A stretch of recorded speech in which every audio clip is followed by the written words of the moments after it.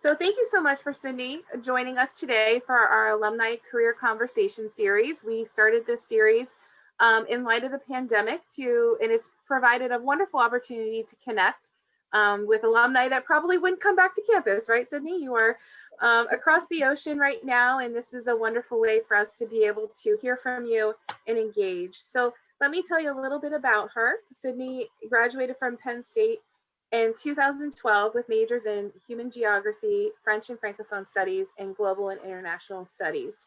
As a student, she had the opportunity to study in France and in Senegal through Penn State study abroad programs. She then moved to France to work as an English language assistant in disadvantaged rural neighborhoods before pursuing a master's degree in political science at Université Louvière Lyon 2. After changing programs, she completed 2 internships at local and international nonprofit organizations and earned her master's degree in international project management with a specialization in humanitarian action and international relations in 2015 from l'École supérieure de commerce et développement 3A.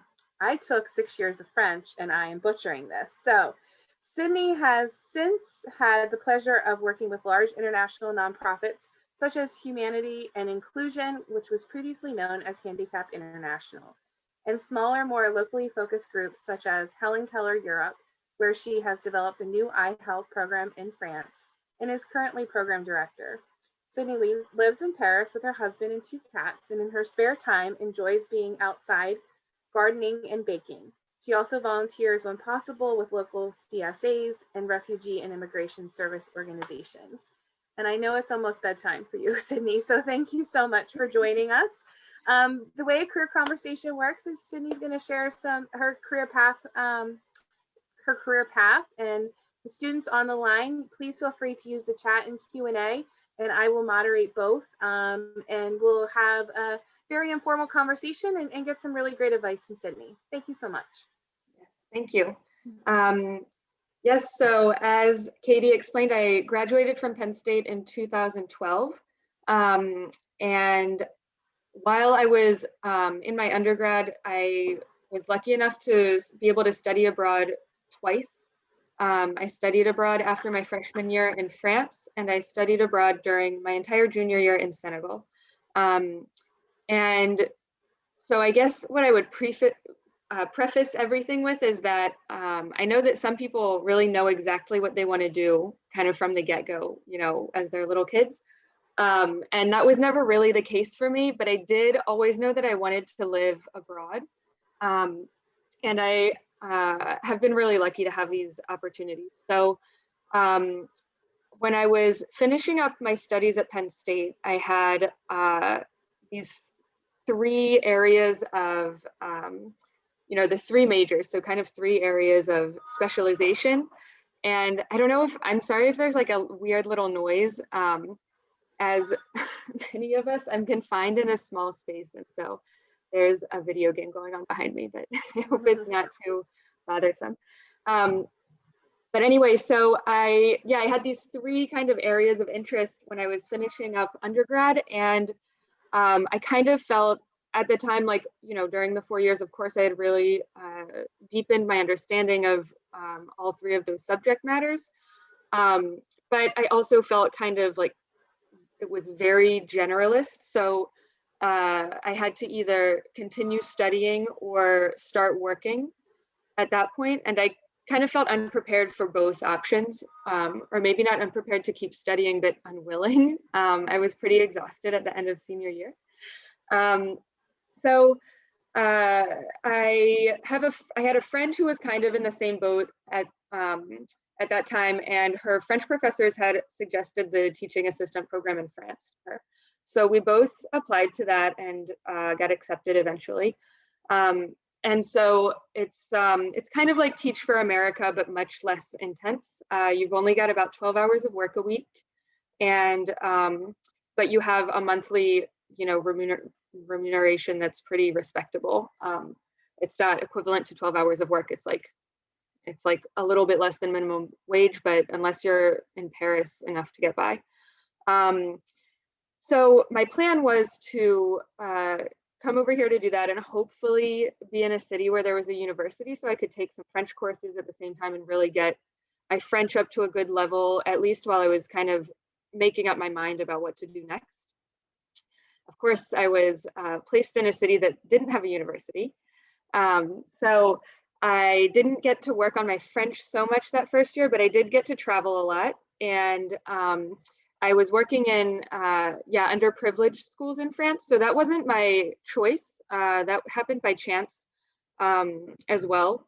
So they were underprivileged rural schools. So it was pretty interesting. One of the cities was like a typical old French town, that has existed for like hundreds of years or whatever. And the other town I was working in, which was really nearby, actually was from the 60s. It was a town that had been built up in the 60s because a nuclear power plant was constructed there.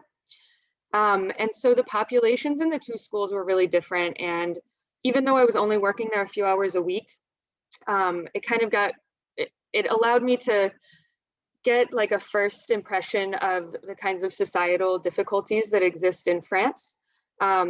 So of course, since that was in 2012 and 2013, so since then there have been the different attacks since I think 2015 were the first attacks that happened in France. And those questions have really come to light a lot more. But already in 2012 and 2013, I was getting a little bit of a look at that. So anyway, during that year, I also met, which has an impact on all of this, I think, my current husband. So during that year, both of us wanted to stay in France and continue studying to be able to work here. So I applied for a master's program in Lyon after that. And we moved to Lyon. And I continued working as a teaching assistant because I was able to renew that contract for the second year. And it was, the teaching assistant job was nice because it was a really great way to make a good amount of money compared to the number of hours I was working as a student. But I never wanted to be a teacher, and even before doing the program, I knew that. So it wasn't something that, was very fulfilling to me. And at the time, that was a little bit difficult, but I think looking back on it, it was really valuable to do that, because I think what's really frustrating in your 20s and post-graduation is it's really easy to have this feeling that like you don't know what you want to do, or you're doing things that aren't related to what you studied maybe, and you don't really know how to move forward from that. But I think all of those kinds of experiences are really important also to kind of filter out, narrow down what you do want to do. It's just as important to know what you don't want to do as it is to know what you do want to do. So, so anyway, I did that for a couple years while I started the master's program. And because I was so unhappy doing that teaching work, I mean, so unhappy. It was fine, but I knew that's not what I wanted to do. It really forced me to kind of think about what did I want to do. And I looked back on what had interested me in undergrad, the kinds of things I'd been involved with even since before that. And I realized that there was this link between kind of like volunteer work, which is something I'd always been a little bit involved in before college, and then in college with Thon. I'm sure that some of you are involved in Thon still, and other, little volunteer opportunities. And also the work that I had done, or the studies I had done about developing countries and international relations and development. And so I did kind of a switch mid-master's degree. My first year I was studying political science. And so I kind of pivoted towards a much more career-based program in international relations and humanitarian action. So where I say career-based because the first year was really academic. It was research-based. The goals were very, research-based to stay in the university system and become involved in research. And the second year I went to a different school, which was much more professional, based, aiming to get students out into the professional world. And so what I really liked about that, so I don't know if anyone is specifically interested in coming to France for studies later on, but what I really like about the university system here is that a lot of schools have this option. They call it like an alternate option. So it basically means that while you're studying, you're also working. And what's also really great about it is that in general, the employer pays for your tuition. And you also get a salary. And so I went to school 2 days a week and I worked 3 days a week, I think, during that second year of the master's degree. And for me, that was really, really great because if there are any seniors in the audience, I know senior year is really intense. And I know that personally at the end of it, I was just like totally burnt out from school. And being able to continue school but work at the same time for me was really valuable. I got the best grades that I had ever gotten that last year when I was working at the same time. Even though it was all in French, which I didn't, completely master yet. So anyway, that year also allowed me to work in a small local organization in Lyon. It was called Solidarité Afrique. So it's a small organization that has partnerships with other small organizations in West Africa. But they do, most of their work is actually in Lyon. And so I got to learn a lot there about working in a small nonprofit and the kinds of,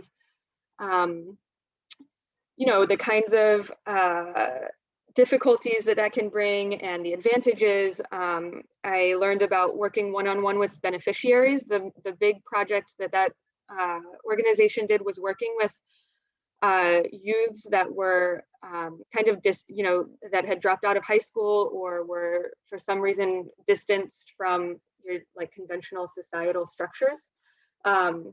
So kids maybe that didn't go to school because they had to take care of their younger siblings or who were immigrants, but they had come here without their parents. So I got to learn a lot about the concrete work with people, the beneficiaries that you're working with. I learned about fundraising for a small organization, and I especially learned a lot about the dependence that even non-governmental organizations have on government structures. While I was doing that, there was it was the year before local elections were taking place, and all of the polls showed that the voting tendencies were leaning towards electing politicians who wanted to cut funding for local nonprofits. And so the entire city and the nonprofits that were funded by the city or the region created all these kinds of workshops throughout the entire year that I got to work on to basically how to justify themselves to the potentially new administration that was going to be voted in. So that was also really interesting to see because in theory, a non-governmental organization is completely independent, and that's part of the draw. I know there was an ad before the event about working in foreign affairs for the government, which is also a really interesting path you can take. But for me, at least, one of the draws of the non-governmental nonprofit sector was not having to defend policies that you might not personally agree with, or that I might not personally agree with, and kind of having that kind of independence from the state, which of course is limited in practice. So anyway, for a first experience, even though it was a small organization with a really small budget and very local, like on a very localized scope, it was a really good introduction, I think, into the nonprofit sector. After that, I worked with Humanity and Inclusion, which you might recognize under the name of Handicap International. It's a French NGO, but which has become an international NGO. And they changed their name, I think 2 years ago now, specifically because in the United States, the word handicap is it has negative connotations, which it doesn't have in French. So that's why they're called Humanity and Inclusion now. So anyway, that was also a really great experience to get kind of a foot in the door in the international NGO sector. I was able to work both on humanitarian crises and on development projects. So in I guess the nonprofit sector, you have kind of two branches. You have humanitarian crises. So that's like if there's a conflict situation or a natural catastrophe or anything like that, that would be a humanitarian crisis. It's something that is happening now and needs an emergency response. And then you have also development work, which is much more over the long term. That will be working in developing countries that aren't necessarily in a specific state of emergency, but that have a need for long-term development efforts to be implemented. So I got to work with both of those things at Humanity and Inclusion, which was really great. I started off, when I started working, it was the end of the Ebola crisis in West Africa. So I was working with the Ebola cell on the end of the crisis. So I got to do a lot of like surveillance of the situation. And I learned a lot about epidemiology, which I definitely had no knowledge of before. And I also learned a lot about like the kind of like the administrative logistic work involved in humanitarian work. So I worked mostly with HR stuff like expat mobility, because our teams were, or the collaborators that I was working with were all of the expats. And I learned how to organize like flights to get people in and out of places. And, you learn things that are kind of trivial, but I mean, they seem trivial, but they're very important. Like, you don't want to route people through Casablanca because they'll end up on a 16-hour layover.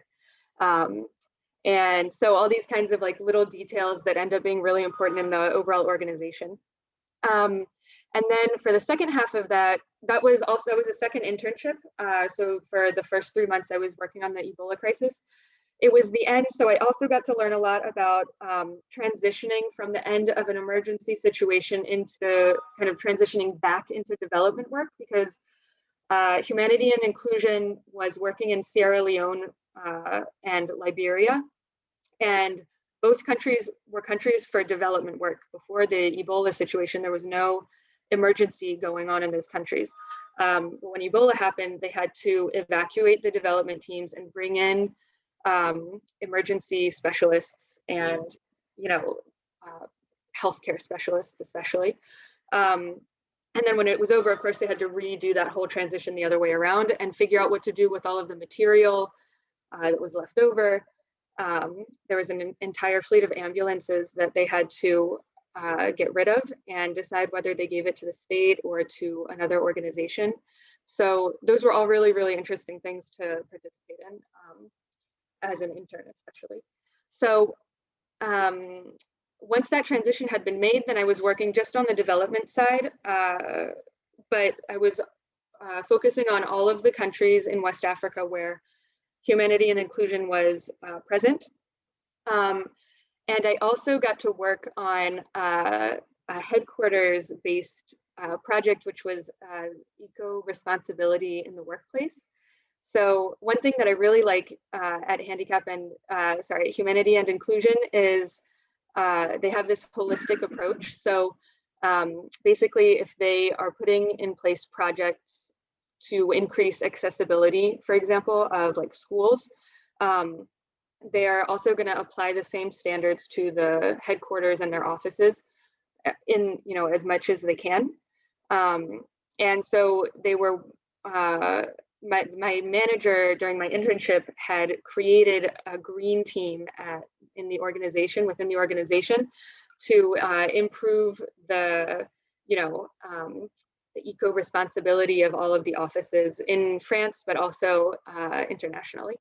So that was really interesting to work on. They had sent another intern to, I think, she went to a few different countries, Mali, Senegal, and maybe one other country, maybe Burkina Faso, I don't remember, to do like an audit on their carbon footprint and their recycling practices and everything. And so I got to work with her final report and kind of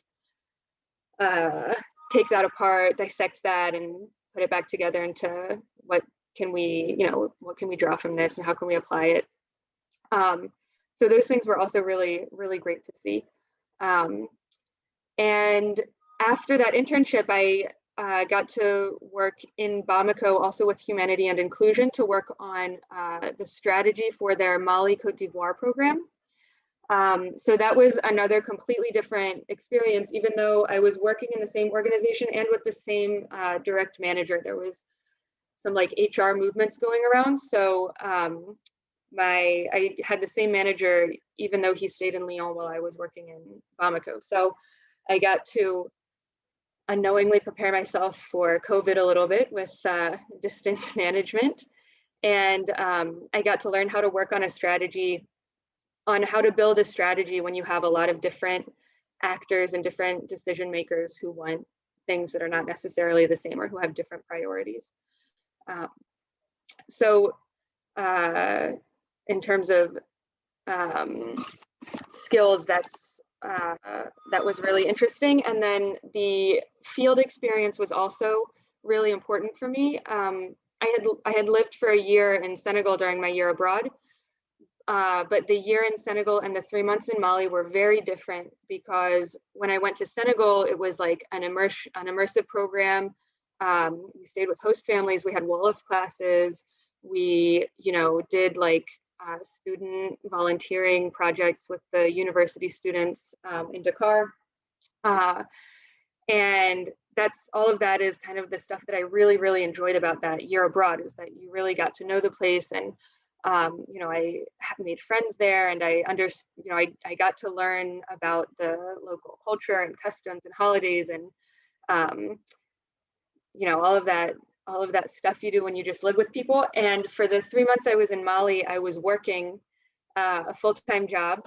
And so I didn't learn very much of the language at all. I didn't make that many friends. I made some friends with colleagues, but my 3 months were during Ramadan. So nobody was really doing anything social outside of work, or not very much anyway. And so I got to learn about kind of life as an expat, where you have a big expat community, which is nice. And I think that's really important also when you're there in a professional context. I know that when I was a student in Senegal, we were very critical of a lot of the expats that lived there, and especially like the Peace Corps, because we had kind of a negative image of these people who came to a new country to work there, and then they left a few months later without getting to know anything about the place. And so when I found myself in that position in Mali, it gave me a whole new perspective, which was that the expats do stick together, and like there's not a whole lot of integration, but also when you're working like a full-time job the whole time, you don't have enough energy to do, there are only so many hours in the day. So but anyway, I had a great experience. I had really good colleagues. I got to learn also about kind of the human resources difficulties that you can have in the field. I left to replace someone who had been let go because of a violation of security measures. When I went, it was a few months after the attacks in downtown Bamako, or a little longer than a few months. It was like a year after, I think. And so the security measures were still pretty strict in the capital for Humanity and Inclusion. And the person I was replacing had violated the security measures a few too many times. And so I also was able to kind of see the difficulties involved in that kind of work, because it's true that sometimes you find those security measures really arbitrary. The different organizations don't have the same measures, so it's hard to as employees, we don't have all of the information that was used to make those decisions, so it's kind of hard to come to terms with that sometimes. So anyway, after that, I came back to France. I had an opportunity to leave with Humanity Inclusion again in Sierra Leone to do the same kind of mission. But I actually turned it down, which I regretted for a long time. But I turned it down because I was worried that I would get kind of pigeonholed in this kind of like lower, junior level position, and that they would just end up sending me to like each country to do that for like the next year and a half or something. And I also, during that time with Humanity and Inclusion, I realized that when you're working with an international NGO, and if you want to work at headquarters, in a headquarters position, you really have to have 2 or 3 years of field experience, which is definitely justified. I mean, it's really important to understand the kinds of, the context of the teams in the field, the kind of difficulties they can have. And those are things you really have to experience to understand them. But I also didn't really want to spend 2 or 3 years jumping around from country to country. Every few months, they're temporary contracts, so you will have a contract for like 3, 4, 5, 6 months, but you don't know when the next one's going to come, so it's not the most stable position either. And also I wanted to get married. So anyway, I turned that job in Sierra Leone down, and then I was looking for work for a few months, and I interviewed with Helen Keller Europe here in Paris, and I started working with them in 2017. So Helen Keller Europe is an affiliate of Helen Keller International, which is, headquartered in New York. And I actually hadn't heard of that organization before I saw the job offer. But the Europe office was really small when I interviewed, but they wanted to start a project in France. And what I was interested in was specifically working in France at that point, and seeing how to start a project in the nonprofit sector here. And so I was applying for an administrative assistant job. So it didn't really coincide with my skill set or my interests, but they offered me the job with kind of the promise of evolution towards the project management side of things. And it ended up being a really great opportunity. The first year was definitely difficult psychologically, because I was doing like the accounting, which I didn't know how to do. So I was taking a long time to get things done that should have taken like not very much time, which was frustrating. And, I don't know, communication, like all kinds of things that I wasn't particularly interested in. I did get to work with them on creating a new strategy, which was really good. And then we started working on this project. So for the past 3 years, I have been working really intensely on this project called Plan View, which is based on a project called Child Sight, which exists in the US and also in Burkina Faso and a few countries in Asia. And we do sensitization activities in schools, and then vision screening. And for the kids who don't pass the vision tests, we take them to the ophthalmologist and help them, and take them to the optician to get their glasses with no, all free of charge. I mean, we pay for it, so it's not free, but it's free for them. And so that has been like a really, really challenging and a really rewarding experience.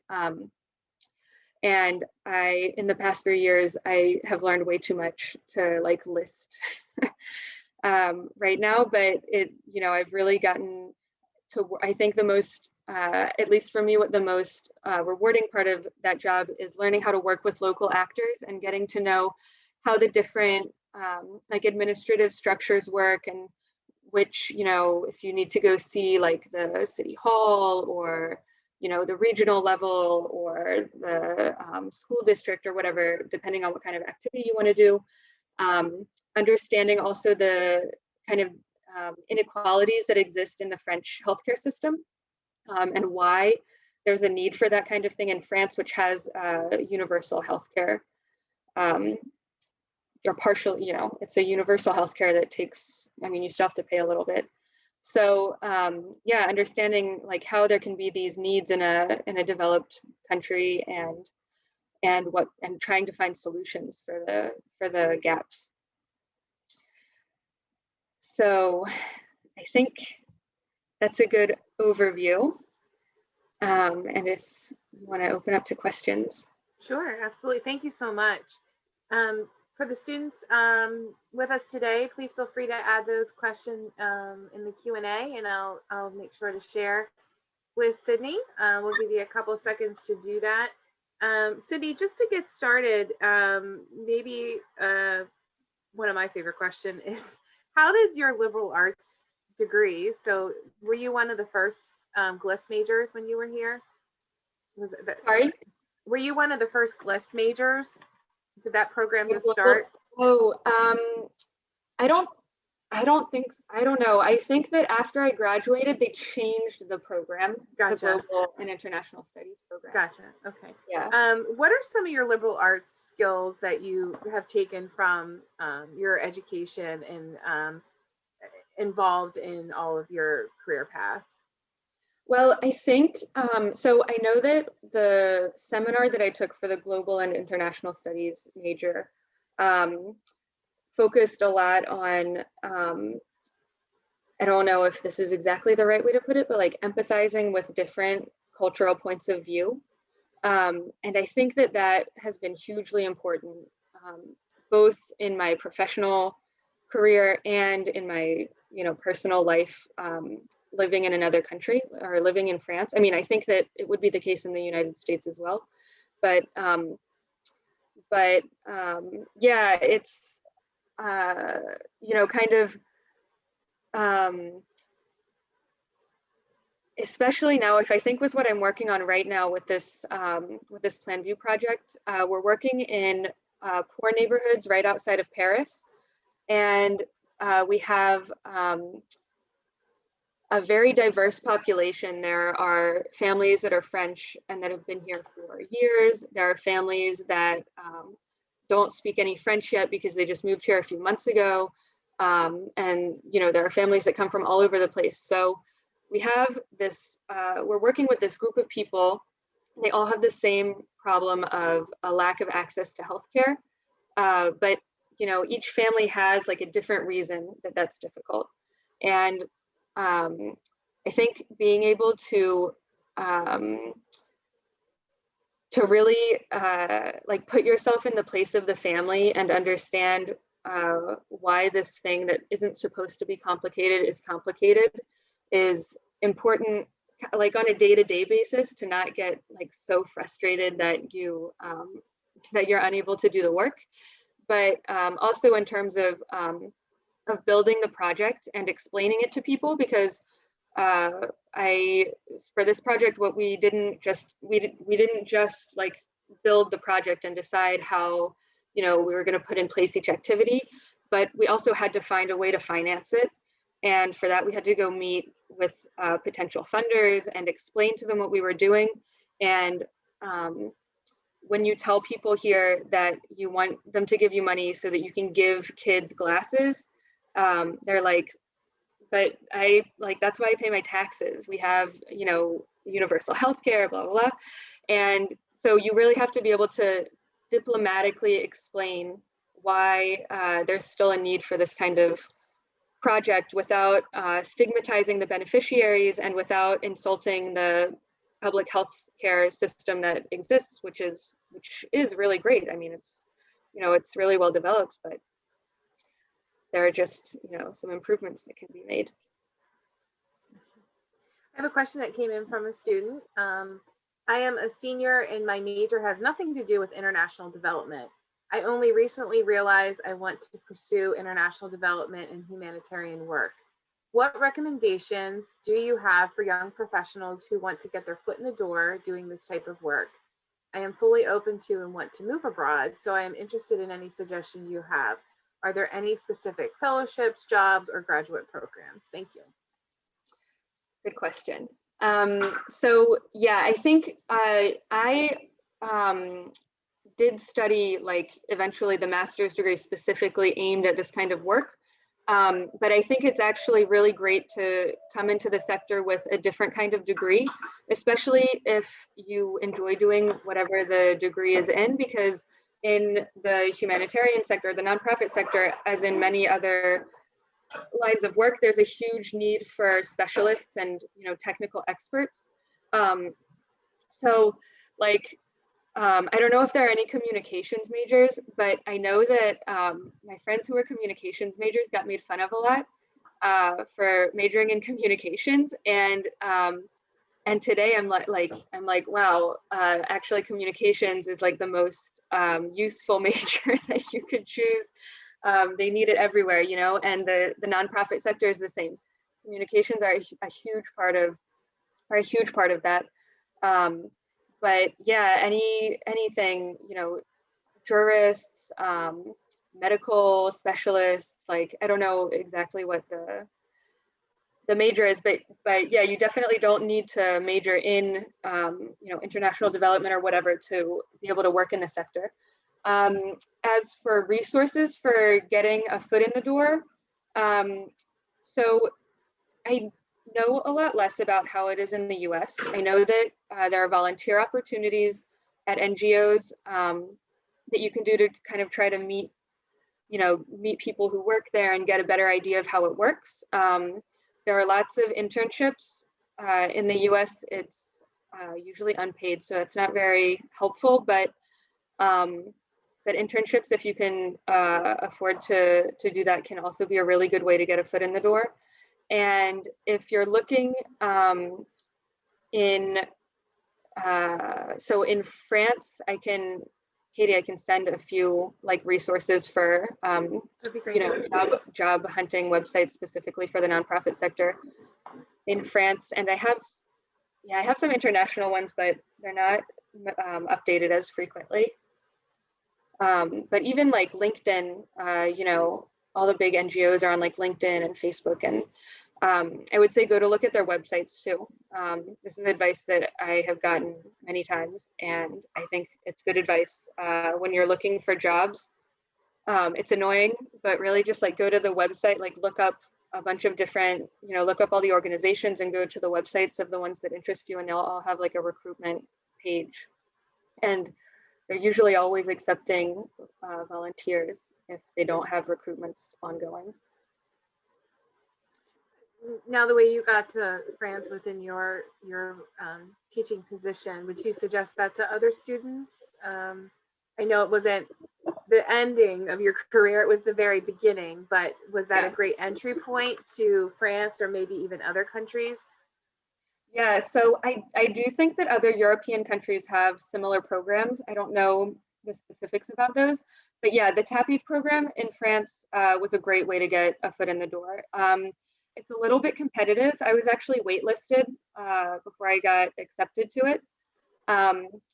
But it's a great way to get to France. And like I said, you're only working 12 hours a week with a couple hours of prep time for the activities, but it really leaves you time to either travel and really take a real kind of sabbatical year to relax, which I think is also kind of necessary after undergrad, or if you get a little bit luckier than I do and you end up somewhere where there's more stuff going on, you can already start looking into if you want to pursue studies or work, get a second kind of job or something like that, or volunteer.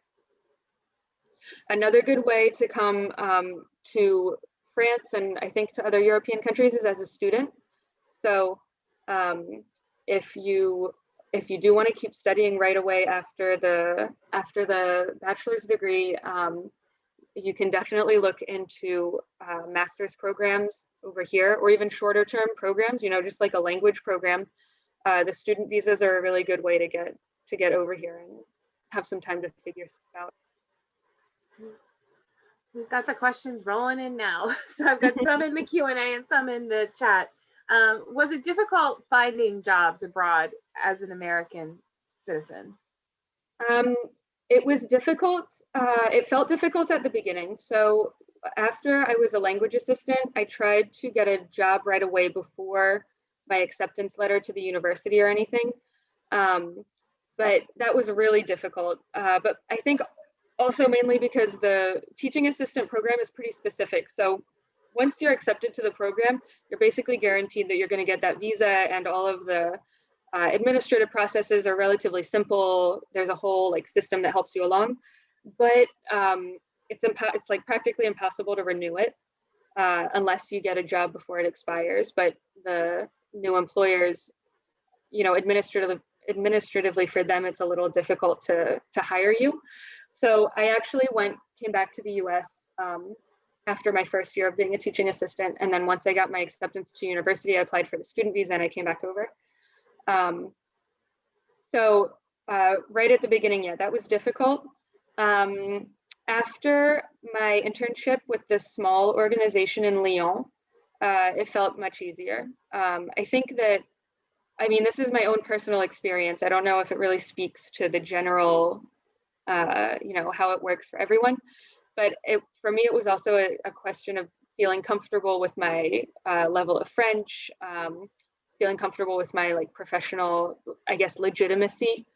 And yeah, that was, I think that doing internships or whatever you can while you're a student is really important, because that helps to boost your confidence in your CV, and it encourages employers about your employability.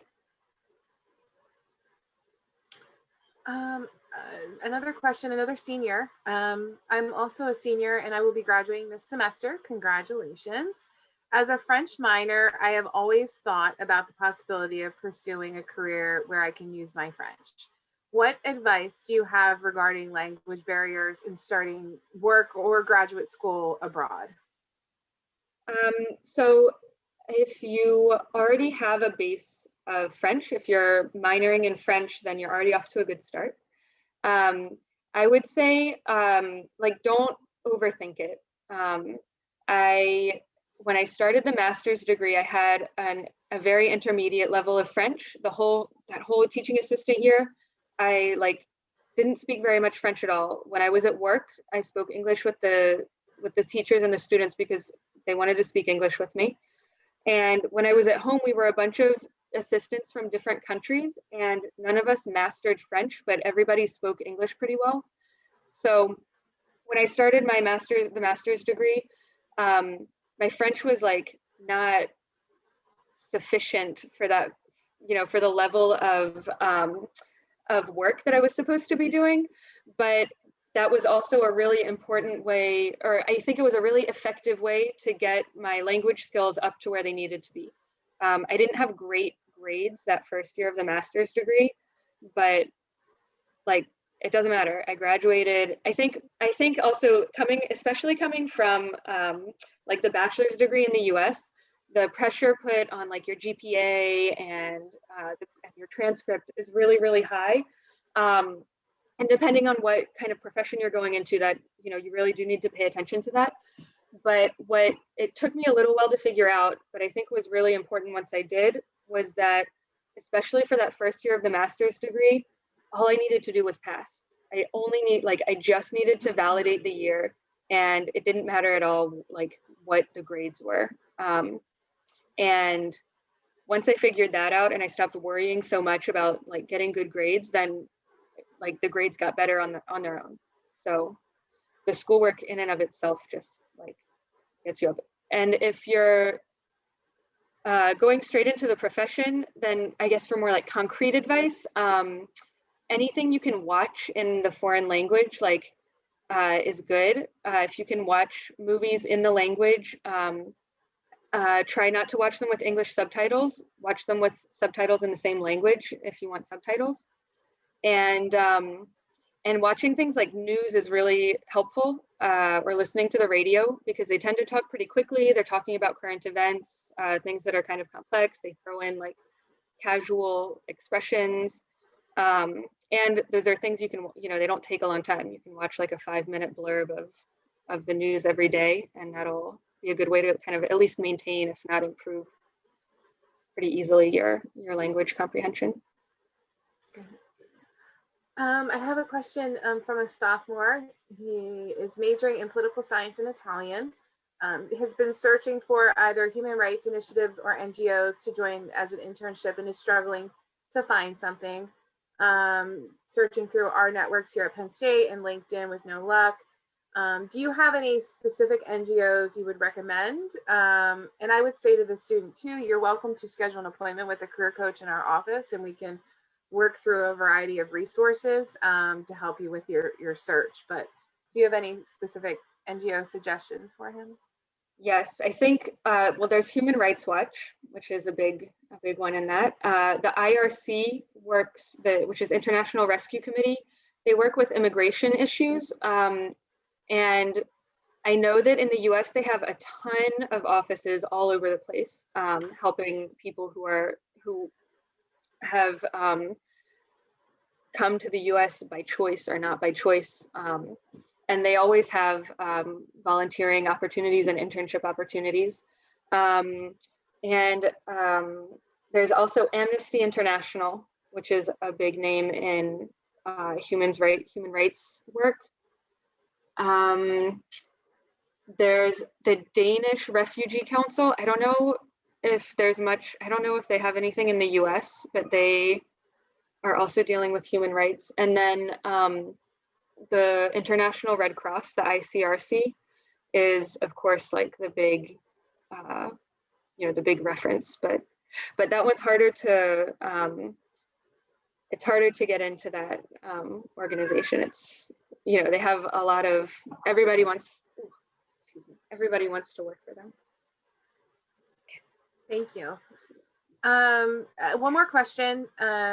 You briefly mentioned transition from moving around to increasing your career, your trajectory up into higher positions through organizations.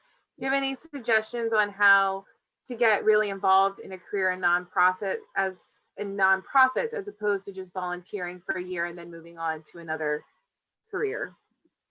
Yeah, well, definitely apply directly to job positions. The volunteering is a good way if there aren't open positions, or if they're only recruiting like upper level, more senior positions. But I would encourage everyone to definitely apply for paid jobs. Something that's a big issue in the nonprofit sector for the past, 5 or 10 years at least, is the question of the professionalization of the sector. And it's true that generally you think of nonprofit work as a bunch of volunteers, like doctors who will go for a week to, do surgery in some poor country for free or whatever. But actually it's highly skilled work, and it's work that should be remunerated, and it's work that we should be paying people who are experts to do, because it's really important that it's done well. So yes, definitely apply for paid jobs. There are paid entry-level jobs at all of the NGOs that we've talked about, and I can send more resources to you, Katie, for Thank you. For the job hunt. I really appreciate that, Cindy. And thank you so much for your time. Any questions? Any more questions from our student audience? Wait a minute. Well, thank you so much, Cindy. I appreciate those resources. For the students that are still on the line, once I get them, I can email them to those that register specifically for today's event. Cindy, thank you again. It was wonderful to meet you. meet you. And I look forward to communicating with you in the future. So thanks so much. Yes, thank you. All right. Bye. Bye-bye.